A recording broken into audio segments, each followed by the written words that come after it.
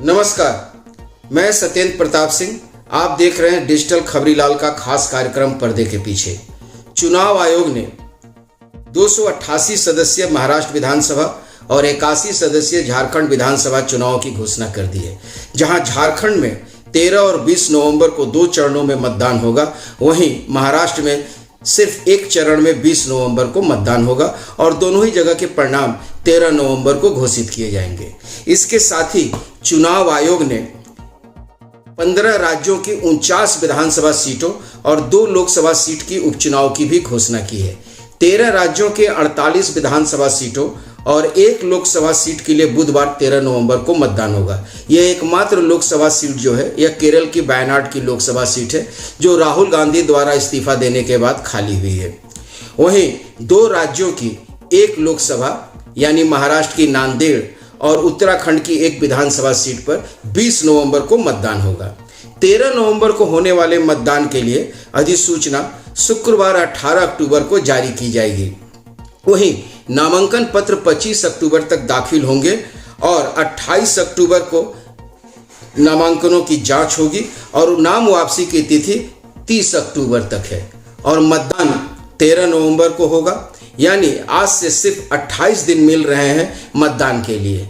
जहां तक बंगाल में 6 विधानसभा सीटों का सवाल है, वह 6 सीटें हैं कूच बिहार के सिताई, पश्चिम मिदनापुर के मिदनापुर, उत्तर 24 परगना के नैहट्टी, उत्तर 24 परगना के हारोआ, अलीपुर द्वार के मदारी हाट, बांकुड़ा के तलडांगरा, ये सब सीटें हैं। इसमें जो 6 सीटें हैं, इसमें 5 सीटों पर तृणमूल कांग्रेस का कब्जा है और 1 सीट भारतीय जनता पार्टी की झोली में 2021 के विधानसभा चुनाव में गया था। अब इन 6 सीटों पर क्यों चुनाव हो रहा है, इसके पीछे की मुख्य वजह यह है कि इन सभी 6 सीटों के जो विधायक थे वह सांसद चुन लिए गए हैं। जैसे कूच बिहार के सिताई से जगदीश चंद्र वर्मा बासुनिया विधायक थे, जो कि कूच बिहार लोकसभा सीट के लिए सांसद चुन लिए गए हैं। पश्चिम मिदनापुर के मिदनापुर से जून मालिया विधायक चुनी गई थी, जो मिदनापुर लोकसभा सीट से सांसद चुनी गई हैं। वहीं उत्तर 24 परगना के नैहट्टी से पार्थो भौमिक विधायक हुआ करते थे। इस दफे 2024 के लोकसभा चुनाव में वह बैरकपुर से सांसद बन गए हैं। वहीं उत्तर 24 परगना के हारवा से हाजी नूरुल इस्लाम विधायक हुआ करते थे। हाजी नूरुल इस्लाम बसीरहाट से सांसद बनने के बाद उन्होंने इस सीट से इस्तीफा दे दिया था। हालांकि हाजी नूरुल इस्लाम का निधन हो गया है, ऐसे में बसीरहाट लोकसभा सीट भी खाली हो गई है, लेकिन बसीरहाट लोकसभा सीट पर फिलहाल उपचुनाव नहीं हो रहा है। वहीं अलीपुर के मदारी हाट से मनोज टिग्गा बीजेपी के विधायक हुआ करते थे, जो अलीपुर द्वार से नए सांसद बन गए हैं, ऐसे में यह सीट खाली हुई है। वहीं बांकुड़ा के तलडांगरा से अरूप चक्रवर्ती विधायक हुआ करते थे और फिलहाल वो बांकुड़ा से लोकसभा के सांसद है। यानी 6 सीटें जो हैं ये इस्तीफा देने के कारण खाली हुई हैं। और जैसा कि मैंने पहले बताया कि उत्तर 24 परगना के हरवा से विधायक जो हाजी नूरुल इस्लाम हुआ करते थे, वो पिछले लोकसभा चुनाव में बसीरहाट से सांसद चुने गए थे और सांसद चुने जाने के बाद उनका निधन हो गया है। हालांकि बसीरहाट लोकसभा चुनाव पर सीट से उपचुनाव की घोषणा नहीं हुई है। यदि हम पिछले चुनाव 2021 के लोकसभा चुनाव की स्थिति को ही देखें तो उस स्थिति को देखते हुए इस उपचुनाव में भी बहुत ज़्यादा कोई फेरबदल होने की संभावना फिलहाल तो नहीं दिख रही है, क्योंकि कूच बिहार के सिताई विधानसभा सीट पर 2021 के विधानसभा चुनाव में जगदीश चंद्र वर्मा बासुनिया को 1,17,908 मत मिले थे। वहीं बीजेपी के दीपक कुमार राय को 1,07,796 मत मिले थे। यानी जगदीश चंद्र वर्मा बासुनिया 10,112 मतों से विजयी रहे थे। पश्चिम मिदनापुर के अगर यदि हम मिदनापुर सीट की बात करें तो वहां से जून मालिया 1,21,175 वोट 21 के विधानसभा चुनाव में पाई थी। वहीं समित डैश जो बीजेपी के उम्मीदवार थे, उनको 96,778 मत मिले थे। यानी 24,397 वोटों से जून मालिया टीएमसी की विधायक चुनी गई थी।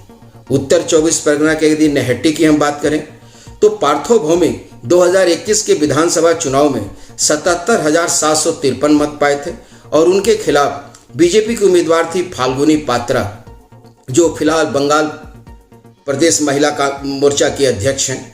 उन्हें 58,898 मत मिले थे। यानी पार्थोभौमिक ने फाल्गुनी पात्रा को 18,855 मतों से हराया था। उत्तर 24 परगना के यदि हम हारवा की बात करें तो वहां से हाजी नूरुल इस्लाम को 1,30,398 मत मिले थे। वहीं कुतुबुद्दीन फतेह जो IFS के उम्मीदवार थे उनको 49,420 मत मिले थे। यानी 80,978 मतों से हाजी नूरुल इस्लाम 2021 में विधायक बने थे। यहाँ पर बीजेपी के उम्मीदवार राजेंद्र शाह सोमू को 38,506 मत मिले थे और वो तीसरे स्थान पर रहे थे। अलीपुर के मदारीहाट जो एकमात्र बीजेपी सीटें 6 सीटों में जीती थी, वहां से मनोज टिग्गा को 90,718 मत मिले थे। वहीं TMC के राजेश लाकड़ा को 61,033 मत मिले थे। यानी 29,685 वोटों से मनोज टिग्गा जीतकर विधायक बने थे, जो फिलहाल अलीपुर द्वार से 2024 के लोकसभा चुनाव में अलीपुर द्वार से सांसद चुने गए हैं। जहां तक बांकुड़ा के तलडांगरा का सवाल है, वहां अरूप चक्रवर्ती जो बांकुड़ा से इस बार सांसद बने हैं, 2021 के विधानसभा चुनाव में उन्हें 92,026 मत मिले थे। वहीं बीजेपी के श्यामल कुमार सरकार बेनू को 79,649 वोट मिले थे। यानी 12,377 वोटों से अरूप चक्रवर्ती विधायक बने थे। यानी अगर इन मार्जिन को, जीत की मार्जिन को हम देखें तो कहीं भी 10,000 से कम का ये मार्जिन नहीं है। ऐसे में इस उपचुनाव में कोई बहुत ज़्यादा फेरबदल की उम्मीद फिलहाल दिखाई नहीं दे रही है।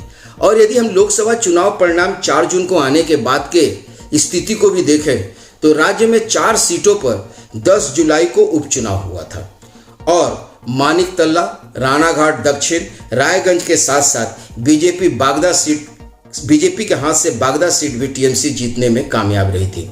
यानी चारों की चारों सीटें TMC की झोली में गई थी और बागदा सीट जो बीजेपी के खाते में हुआ करती थी उसको 8 साल बाद TMC अपने पाले में खींचने में सफल रही थी।